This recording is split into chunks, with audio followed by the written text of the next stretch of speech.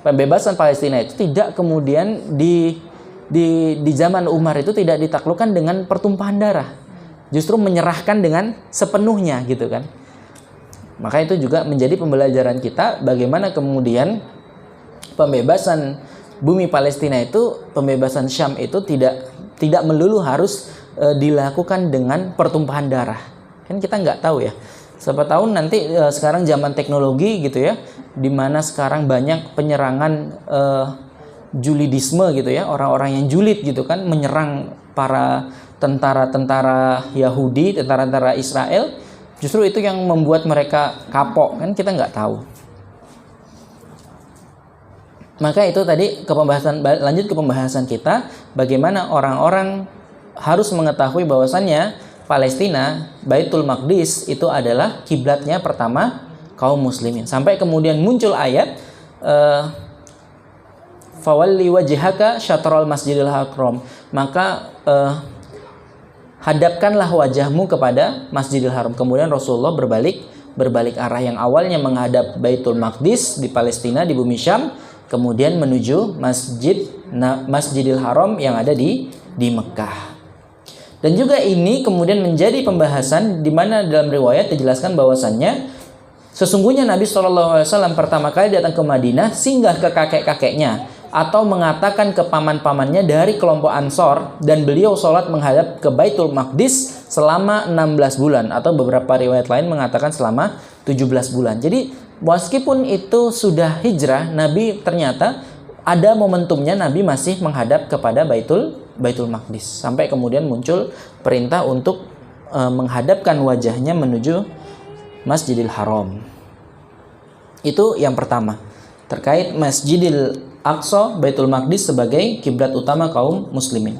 Yang kedua adalah Masjidil Aqsa atau Al-Quds, itu adalah buminya Isra dan Mi'raj, di mana dijelaskan dalam surat Al-Isra di ayat surat Al-Isra surat ke-17 di ayat 1. A'udzubillahi minasyaitonirrajim. Bismillahirrahmanirrahim. Subhanallazi asra bi'abdihi lailan minal masjidil haram ilal masjidil aqsa allazi barakna haulahu linuriyahu min ayatina innahu huwas samiul basir. Maha suci Allah yang telah memperjalankan hambanya pada suatu malam dari Al-Masjidil Haram kepada Masjidil Aqsa yang telah kami berkahi sekelilingnya agar kami memperlihatkan kepadanya sebagian tanda-tanda kebesaran kami. Sesungguhnya Dia adalah Maha mendengar lagi Maha melihat. Ada yang menarik di sini, yaitu ketika perjalanan Isra dan Mi'raj, di mana perjalanan Isra dan Mi'raj dimulai dari Masjidil Haram menuju Masjidil Aqsa, baru kemudian ke Sidratul Muntaha, ke langit ke-7. Maka pertanyaannya adalah, bukankah Allah itu sangat mampu memperjalankan Rasulullah SAW dari Masjidil Haram langsung ke Sidratul Muntaha? Bisa nggak? Langsung ke langit ke-7? Bisa? Bisa, sangat bisa. Kan emang esensinya kan bertemu Allah untuk ngambil kemudian sebuah syariat bernama syariat sholat, kan itu kan? Tapi kenapa untuk mengambil syariat sholat ini ternyata Rasulullah diperintahkan untuk dulu transit ke Masjidil Aqsa. Kemudian di riwayat lain dijelaskan bahwasanya Rasulullah untuk melakukan sholat sunnah di Masjidil Aqsa. Tandanya apa? Tandanya di sini untuk syariat sholat itu Rasulullah ingin menunjukkan kepada kaum muslimin tentang kemuliaannya Masjidil Aqsa. Kalau seandainya tidak, kenapa tidak ke Masjid Nabawi? Kenapa tidak ke masjid lainnya gitu ya? Tapi justru kepada Masjidil Aqsa. Ini menunjukkan tentang keutamaan dan kemuliaan Masjidil Aqsa. Jadi kalau kita biasa sholat, kita harus ingat bahwasanya Masjidil Aqsa itu juga kiblatnya kita. Ini juga salah satu dari asbabun nuzul, dari sebab turunnya syariat sholat itu, kita harus mengingat kepada Masjidil Aqsa. Jadi itu yang kedua.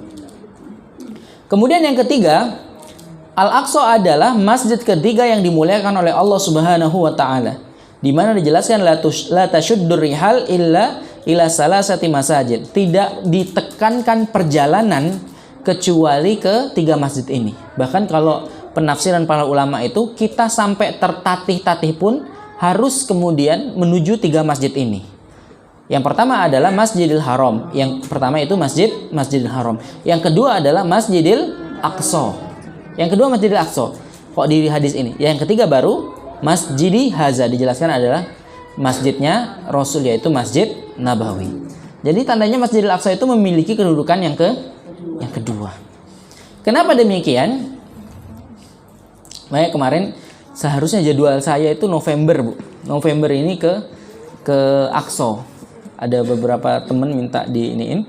Tapi ya ba'da qadarullah, ternyata kemudian ketika pingin ngundurin, kejadian lah 7 Oktober itu. Oh, memang Allah ini adalah sebaik-baiknya perencana gitu kan. Ya kita harus punya cita-cita lah ya. Jangan sampai kita ini cita-cita pertama kita mau kemana? Ke Singapura, mau ke Paris, mau ke Korea. Enggak. Tapi cita-cita kita pertama itu apa?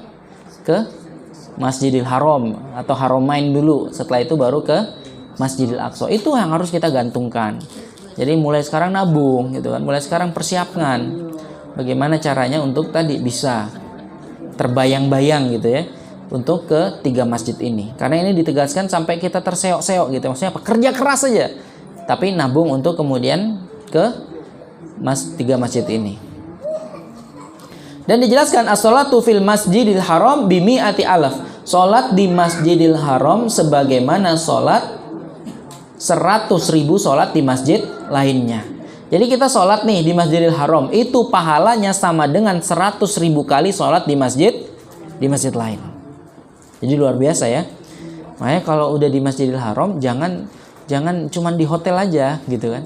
Kayak saya tuh sempat kesel gitu ya sama jamaah itu yang udah diajak, ayo enggak Ustadz saya mau sholat di hotel aja. Oh, enggak, harus sholat di sana.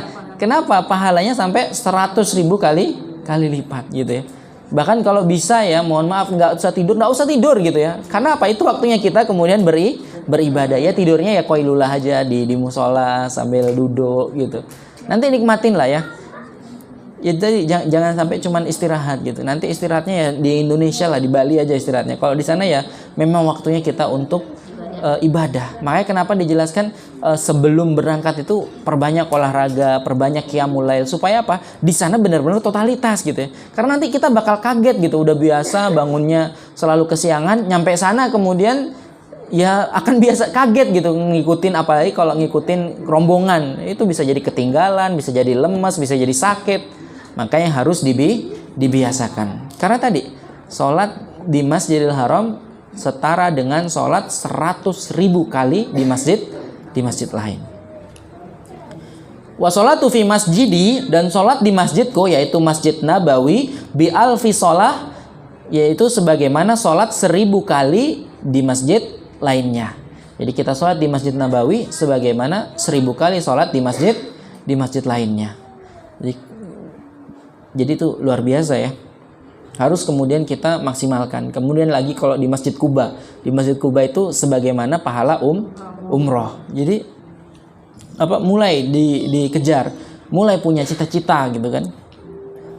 Dan yang terakhir washolatu fi Baitul Maqdis bi khamsi mi'ati shalah, dan sholat di Baitul Maqdis di Al-Aqsa di Palestina sama dengan 500 sholat di masjid lainnya. Jadi keutamaannya luar biasa, nggak main-main gitu ya. Yaitu sebagaimana sholat 500 di masjid lainnya. Kemudian yang keempat adalah bumi Palestina itu adalah bumi kelahiran para nabi yang diberkahi.